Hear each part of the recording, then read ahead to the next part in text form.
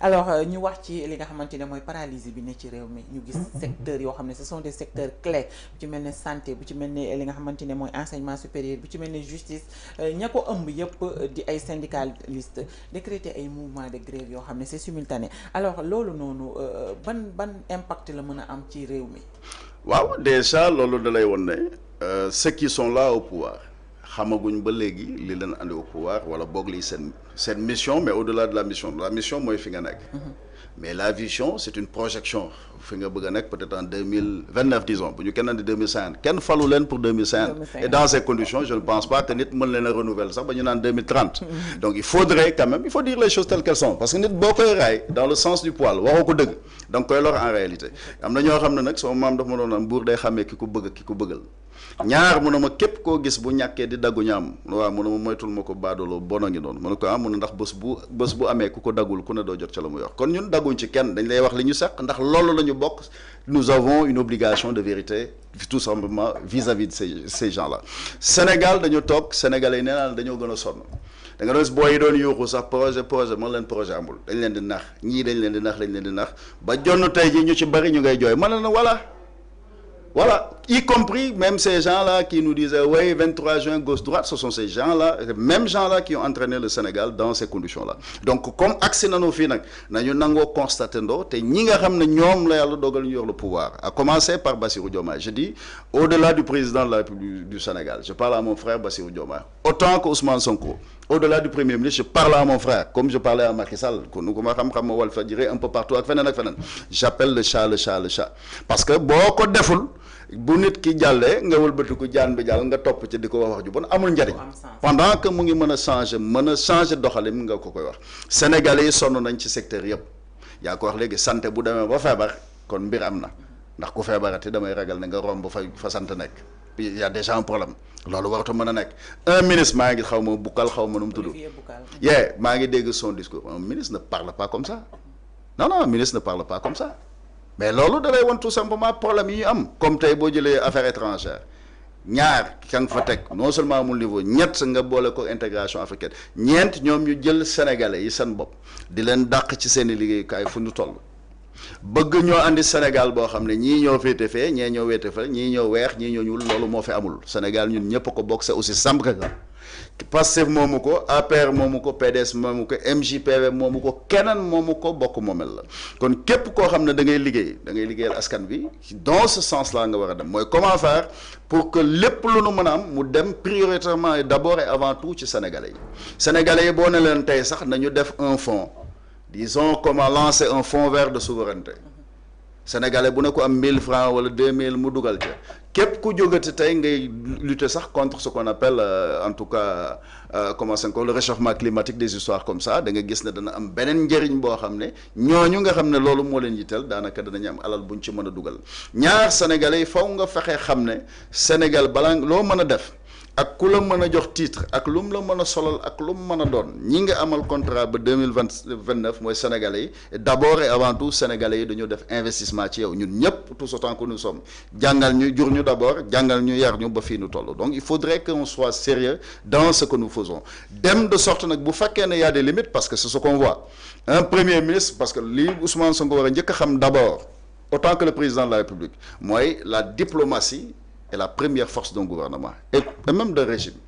Il y a des discours yo xamné manula and aucunement ak nga régler tout simplement situation nit ñi. Je donne un exemple. On prend des basketteurs, ici des basketteuses. Ay nit ñuy jog naan dañuy dem. Yow buñ leen téré visa, yow mais en quoi ça te regarde? Attention. Est-ce que c'était à lui de se prononcer? C'est pas à lui, c'est très loin d'être son rôle, c'est pas son rôle. Ndax yow bo dougalé salamiñ wax comme na nga waxé won ak Macron rek là da ngay impliquer Sénégal parce que tu es premier ministre. Tay bu ma demone ñaan visa mais bu la nexé ñu la bu ma dugg sen dëkk. Peut-être am nañu ses raisons fi ak fenen. Comme ku doon ñew Sénégal amna lo xam boko lambo comme wajoju doon woné di def yu kenn xamul ba musiba bi amone fi ci Ngor.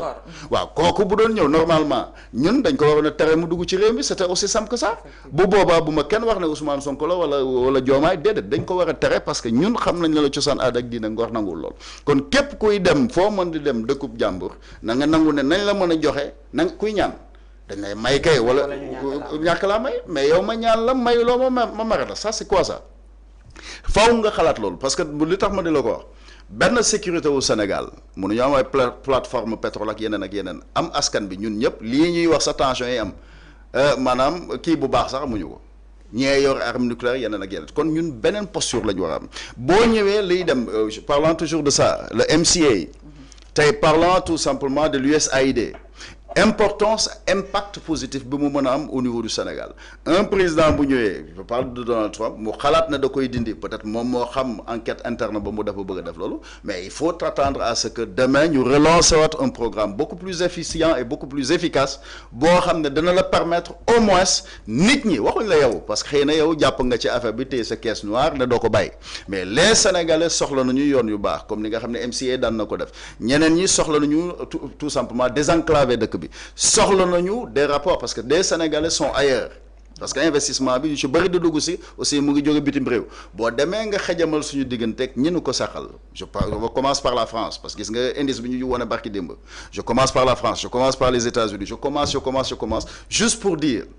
investissement bi na jublu d'abord ci Sénégalais yi créer leen d'abord un numéro de sécurité sociale d'abord ñu am une banque boo xam ne sunu banque bopp la ndax sécurité sociale au sens propre mënuñu ñii di am ñee duñu ko am loolu c'est pas normal c'est de la discrimination ñaar lépp looy def nga xam sa Sénégal nga koy defal Sénégalais yi nga ko war a defal ñoom seen bopp amul xajji ak seet c'est pas normal ñu jël suñu xaalis nangami milliards di ko séddale nit ñoo xam ne ñu ci bari ci ñoom bu ñu leen toppoon te jéggaluñu woon ci kaso bi la ñu ne ay nit mënuñuy toj di taal maa ngi romb BRT bi comme li may faral dama koy romb j'ai comme l'impression que maa ngi States ainsi de suite j'aime bien parce que maa ngi naa am na ku xalaat sax ne ñu jëm ci kanam des gens qui voulaient brûler ça di ko toj di ko taal ces gens comme ça nga jël suñu xaalis di leen ko jox képp ku ko mën di def na nga xam 5 milliards la wala 10 milliards wala 1 milliard wala lu mu mën a doon na nga ko def sa compte te xam ne boo ëllëgee ñu fay suñu xaalis c'est aussi simple que ça Sénégalais yi ñu ngi ñàkk seen liggéey les intersyndicales ku ci ne fa nga war a taxaw na nga fa taxaw ñu waxtaan ak état bi ñu am loo xam ne dañ ko laaj muy àq ak yelleef mais surtout li nga xam ne mënut a ñàkk nit ñi mënuñ d'une manière abusive comme ça ñuy dax Sénégalais yi ku ma am ndey ku ma amul ndey ay nit jël boo jëlee tey un DG parlant de l'AIBD nga jël ab nit teg ko fa moom amul benn solution xamul